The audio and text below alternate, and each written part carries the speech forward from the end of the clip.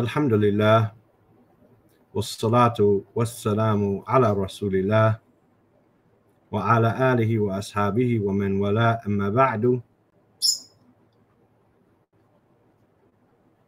Then this is not something which I am used to doing. In fact, I can only think maybe I've done it once before. It's not something that I enjoy involving myself in, because when you involve yourself in these online Dawah wars, things can get pretty ugly. The parties involved can take things personally, and when they do, they go for blood, they call names, they slander. If they're in the wrong and they don't want to accept it, then they dig in and can even do more harm by lying and other matters. As I said, I did this once before regarding the Badr Club. And when I asked some of the people who are involved in this online criticism of mistakes that people make, as well as some close friends of mine who I appreciate their opinion, and I believe that they would be truthful with me regarding any mistakes, either in what I said or in the way that I said it. And for the most part, the feedback was positive. Of course, not everyone is going to be pleased. Some people thought I could have spoken to the individuals privately, although I didn't feel that was necessary. Anyway, one of the main pieces of feedback or comments that I received regarding that video, and the reason that I did it in the first place, is that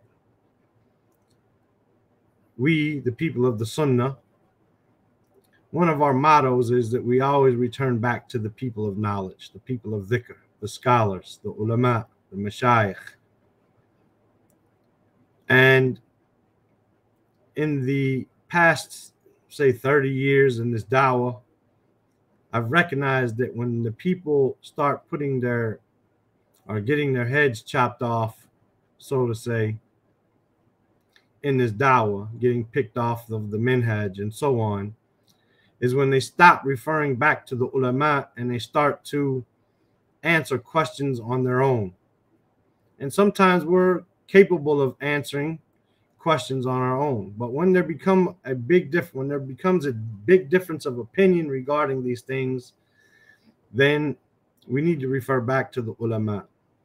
I've made myself a list of notes, a dialogue, so to say, so that I don't get off track, because there's so many things that one could say, and hopefully, or that they could say, and that their mind could wander. And I'm trying my best to stay on topic, inshallah ta'ala. So, just like I did regarding the Badr Club, then I brought this issue back to the scholars, or to a scholar, and that is, what is free mixing, or what is ikhtilat? And I think that no sensible Muslim would say that ikhtilat, or free mixing between men and women, is permissible and okay, and that we should do it without a problem. I don't think anyone's going to say, yeah, we should free mix. Not even those parties who are involved in this online war right now regarding the issue. The difference is going to appear not regarding the word itself, or not regarding the idea itself, but regarding its parameters or its application. So I believe if you were to ask both sides, is ikhtilat permissible, they're going to say no. If you ask them, is it haram, they're going to say yes. However, if you ask them, is this particular scenario ikhtilat, some are going to say yes and some are going to say no. That doesn't mean this is a valid difference of opinion. It just means that amongst these two parties, They differ over what is ikhtilat. So this is, if you haven't already figured it out, regarding a podcast or a internet YouTube TV show called Bitter Truth, which is hosted by Ali Dawah and others in the UK, where they have a panel of men on one side and a panel of women on the other couch, and they discuss issues. I have not watched a single issue, not even a short from it, so I don't know what they're talking about. I don't know if it's about marriage and divorce, if it's about other than that, I have no idea. But I know that there has been response videos saying this is ikhtilat, this is free mixing. There's been responses to them videos saying this is not ikhtilat and you can't show me this is ikhtilat. There has been a book written about the issue, and I did watch that 50-minute video about the issue, about the book, and I'll have some comments inshallah at the end of going over the question that I asked the sheikh and his answer. So is a group of men sitting on one couch and a group of women sitting on another couch in the same room within 5 to 10 feet of each other, is this considered ikhtilat? As we said, we're not going to differ over the issue, is ikhtilat permissible or not? We're going to differ over the application of what is and what is not ikhtilat. So is it ikhtilat? Is it free mixing to study in the university where both men and women attend? Is it ikhtilat to ride on a bus or a train or a plane where there are women or men of the opposite sex who are foreign, non-mahram to us? Is this permissible? Is this ikhtilat? Or is it permissible to stand in line in a grocery store or a department store or a waiting room in a hospital? Is this considered ikhtilat? As I'm sure those who say that sitting in his room, couch and couch, is not ikhtilat, they're going to use examples such as this, and Allah knows best. Is it ikhtilat for a man to drive a taxi and to take a woman somewhere or an Uber? Is it permissible? Is this ikhtilat or not? As I said, we're not going to differ over is ikhtilat, free mixing between the men and women. Is this permissible or not? We're going to differ over its application, and Allah knows best. So our brother Sajid, Akhi, you can say all day long that it is ikhtilat. And our brother Muhammad James, you can say all day long that it is ikhtilat. And Ali Dawah, you can say all day long that it isn't ikhtilat. And I can say what I want to say. But let's be honest. Let's be honest, brothers. No one really cares what we say. What you say, Sajid, what you say, Muhammad, what you say, Ali, what I say, Mustafa, Abu Muawiyah, it does not matter. It does not matter. What matters is what the scholars think.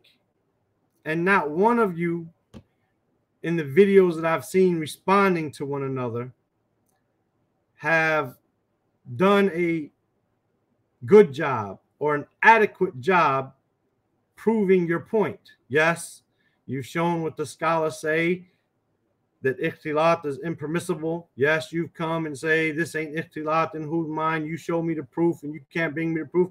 All this has been done, but no one has referred back to the scholars with a clear understanding of, is this specific scenario where men on one couch and women on another couch discussing matters in front of the camera, is this ikhtilat? I have not seen where anyone has dealt with it like this. And if you look at the comments and if you look at questions that I received personally and other people that I know have received regarding this issue, then the people are confused. Is it ikhtilat or not? Inshallah ta'ala, we'll have some advice for those people as well. So I hope in this video to bring some clarity, and I hope to not to add to the confusion. So I asked one of the mashayikh today, after Salatul Jumu'ah, as I am now back in Kuwait. And I'm going to present his answer along with the translation. And then after the question and answer being translated in audio, which I will play for you to hear, and the Sheikh knows that I'm going to do that. I asked for permission to record it. I told him I want to ask a question and I want to record it. He asked me what was the question. I explained it to him. He said, okay. I opened the recording. I asked the question. He answered for us to be able to spread it. After playing this, I'm going to add some brief commentary for myself and some advice to all those people who are involved. So I will say, inshallah ta'ala, I showed the Sheikh a picture as is apparent from my question. I showed the Sheikh a picture, which is a screenshot from one of the episodes of Bitter Truth.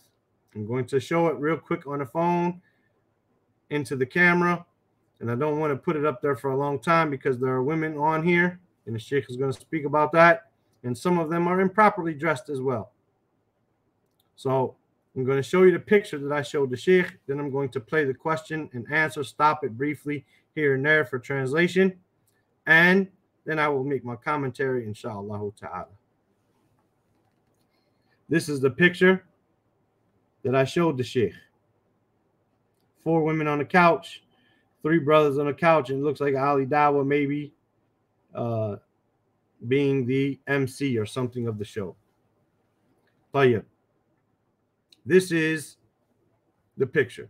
I asked the Sheikh, one second here, so you can hear it, bi'idhnillah. أسأل أو تكلم. أنا بسم الله الحمد لله والصلاة والسلام على رسول الله. أنا أريك صورة للشيخ سالم الطويل حفظه الله من برنامج Bitter Truth.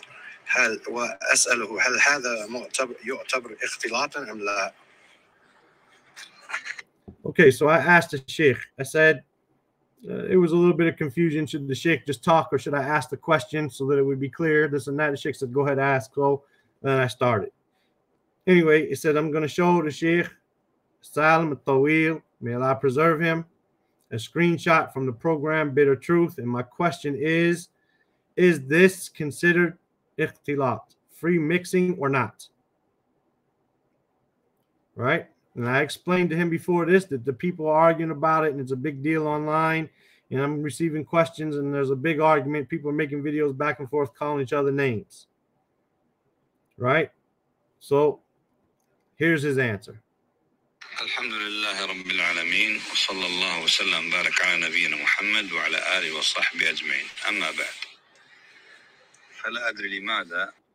He said, all praise is due to Allah, the Lord of all creation. May the salat and the salam and the barakat be on the Prophet Muhammad sallallahu alaihi wasallam and all of his family and companions. To proceed, he said, I don't know. تعقد هذه البرامج على طريقة الكفار. Said, I don't know why this program is being hosted on the way of the disbelievers. يعني يأتون برجال ونساء في مكان واحد بطريقة الكفار تماما. He said they come with men and women in one place in the manner of the in the manner that the disbelievers do exactly. تقديم برنامج بهذه الطريقة. النبي صلى الله عليه وسلم كان يحدث الرجال ويحدث النساء. He said the Prophet sallallahu alaihi wasallam used to speak to the men and he used to speak to the women. I'll go back a little bit because I stopped a little bit late. في مكان واحد. He said, give me one second here. Let me go back. تماما تقديم برنامج بهذه الطريقة. النبي صلى الله عليه وسلم كان يحدث الرجال ويحدث النساء. فما يجمع في مكان واحد. He said he used to speak to the Prophet sallallahu alaihi wasallam, used to speak to the men, he used to speak to the women, but he would not speak to them in one place. He did not gather them together in one place. وإنما حتى في صلاة العيد ذهب الخطبة الثانية يلقيها على النساء وقال يا نساء اتقين الله فإني رأيتكن أكثر أهل النار. Even in the Salat al-Eid, he used to go to the women in the second khutbah, and he used to give them advice, and he would say, "Oh women, fear Allah, for I have seen that most of you are the majority, or that you are the majority of the people of hellfire." لماذا لم يجمعهم في مكان واحد ويخطب يعني على الرجال والنساء؟ So why didn't he gather them together in one place and give the khutbah at one time to the men and the women all at once?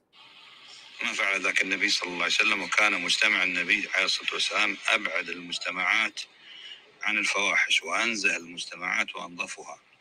He said the Prophet sallallahu alaihi wasallam, he didn't do that, while the society at the time of the Prophet sallallahu alaihi wasallam was the furthest society from lewdness and the purest of the societies and the cleanest of them.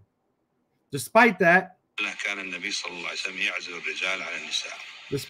Prophet ﷺ used to keep the men separate from the women.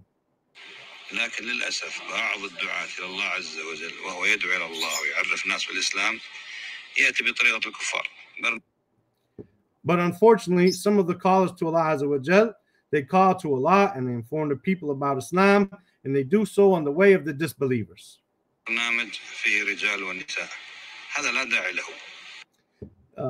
They have this program where men and women are there together upon it. There is no need for this. So let a man talk to the man, and a woman talk to the women.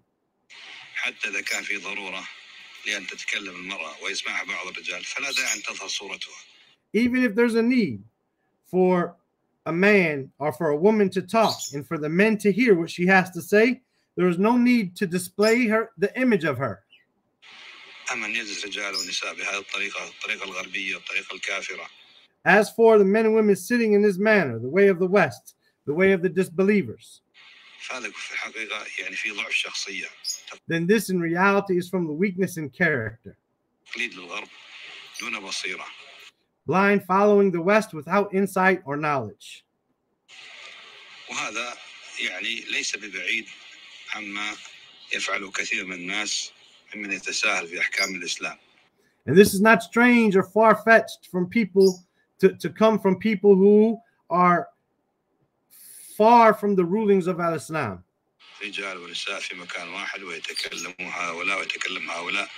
Men and women in one place, so these are talking and these are talking.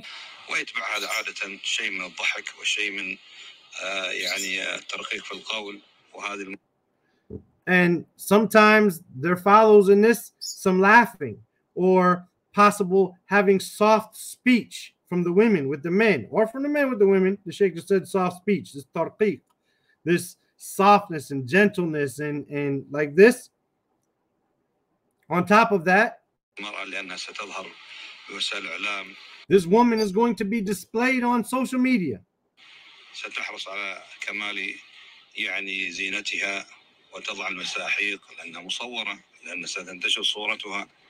Then she's going to be keen to beautify herself and to put on makeup because she's being filmed or photographed, and her picture is going to be spread.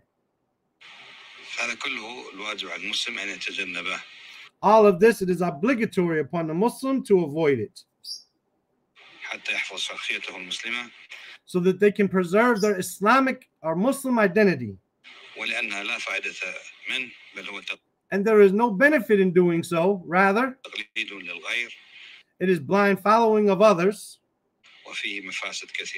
and it has many causes of corruption. May Allah protect us and you, and may the salat and salam be upon the Prophet Muhammad sallallahu alaihi wasallam.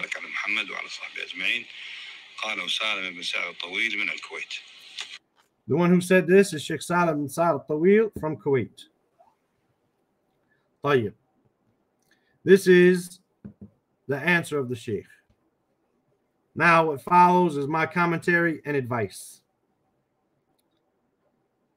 Number one, the Sheikh did not say that this was considered ikhtilat. The question was specifically, is this considered ikhtilat? And before the recording, I told him I want to ask him about ikhtilat. And his khutbah today was about men being aware, using the hadith of men, for let the men beware of entering upon women, and that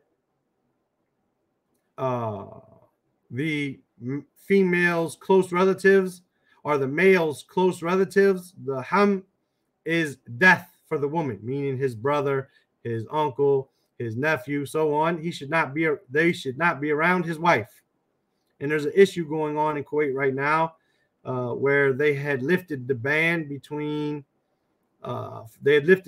for separate classes between men and women in universities. And recently they just placed the ban again before it could actually be implemented where men and women would study together. They reinstituted the ban to separate men and women. And there's a big uproar from those people who want this ikhtilat. And so the Sheikh gave a khutbah somewhat related to that. And it brought to my mind, even though I didn't even have the idea to go to him today, I've been trying to avoid the questions. When the subject came up, I said, Alhamdulillah, this is obviously in the Sheikh's mind. He's obviously looked into it. Let me ask him about this. So the first thing I want to say is the Sheikh did not say that what was in that picture, men on one couch, women on another, facing one another, or facing at an angle to one another, that this was ikhtilat. Right?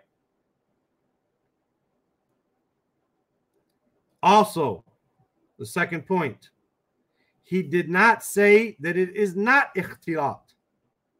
He did not say this is not ikhtilat. So no one can come and say, see, the Sheikh didn't say it was ikhtilat. He was asked and he didn't answer that. No, he did not say it was not ikhtilat. So no one can come and say the Sheikh said it's ikhtilat, and no one can say that it's not ikhtilat from the Sheikh's position. And I believe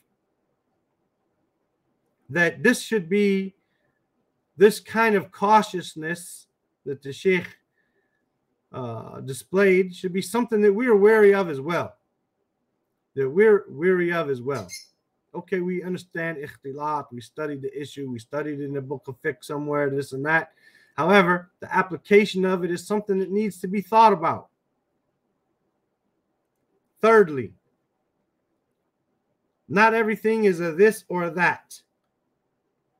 Not everything is a this or that, and I'm going to explain. It cannot be ikhtilat. This could be, someone could come from the people of knowledge and say this is not ikhtilat. But that does not mean that what is being done is not haram. So, for example, we know that the Muslims, for the most part, fear riba.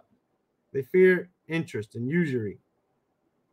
But just because a business transaction is free of riba, is free of this usury or interest, does not mean that that business transaction is correct. A business transaction could be done in a masjid and it's incorrect. A business transaction could be held or done after the adhan on Salatul Jumu'ah for the Khutbatul Jumu'ah. This business transaction is not correct. It will be null and void, although it does not contain riba. A business transaction could contain two business transactions in one and therefore be haram, even though it does not contain riba. So not everything is a this or that. So this type of sitting, even if someone was to say it is not ikhtilat, clearly it's not free mixing, that does not mean that this type of sitting is free of any type of blame. It still consists of the evils of imitating the disbelievers. It still consists of women beautifying themselves for other than their husbands to see, and them wearing makeup. And as we could see in that picture, or for those who might have watched it, the women not wearing proper hijab as their hair was uncovered. Most of them had their hair uncovered. 3 out of the 4 had some or a great part of their hair uncovered, and a camel's hump in the back of their head, and so on. So having their voices and laughing in front of non-mahram males is something that also could exist. right? All types of corruption can come from this type of sitting, even if it's not considered ikhtilat. And on top of that, as the Sheikh said, Hafidhullah, it is not the way of the Prophet ﷺ nor his companions, radiyallahu anhum ajma'in. Besides, this is from me, besides, who are these women and men that we're listening to? Why are we giving someone a platform to be listened to by such a large audience? People who may not be qualified to give their opinion. And this is where the West has gone wrong with freedom of speech, and everyone can vote if you're 18 and you fill out a voter's registration. But these people don't know how many sides are on a triangle, or where Kentucky Fried Chicken started out at, or is Australia part of Europe or not? These questions that you can see people being asked online and getting wrong, obvious things getting wrong. Yet they can go out and vote for a president, and they're basing their votes based on who their favorite actress or actor or movie star or rock star or rap artist or somebody, the favorite person on social media who they endorsed, then they go and vote for them. This is incorrect. In Islam, we don't have this. So why would we put up some people who don't have Islamic knowledge to hear their opinions, and for people to possibly be poisoned by what they might say? So this is to those people who say this is an ikhtilat, it's okay. A second side of the coin, and there's three sides to this coin. The second side, on the other hand, as students, we have to be careful not to label something with a title that it is not. Now, if you know, Brother Sajid or Brother Muhammad James or whoever else might say it's ikhtilat, if you know for a fact that it is ikhtilat, fine, that's great. But who is with you from the scholars in this position? Who have you contacted? Where did you read? Where did you see a picture of men and women facing each other like this? Where did you see that this is something presented to the scholars and they said this is ikhtilat? If you have that, then present it so we can stop saying Muhammad James said, or Sajid Lippim said, or Ali Dawah said. Rather, we can say Fawzan said, or Al-Albani said, or whoever it might be from the people of knowledge. So the student has to beware. Maybe it is ikhtilat, but tell us who from the scholar said this particular image or a similar one is an example of ikhtilat. Tell us what the ulama said about this particular application. Because like I said in the very beginning, I don't think that there's a difference or a disagreement amongst us. Is ikhtilat permissible or not? We're going to differ regarding its application.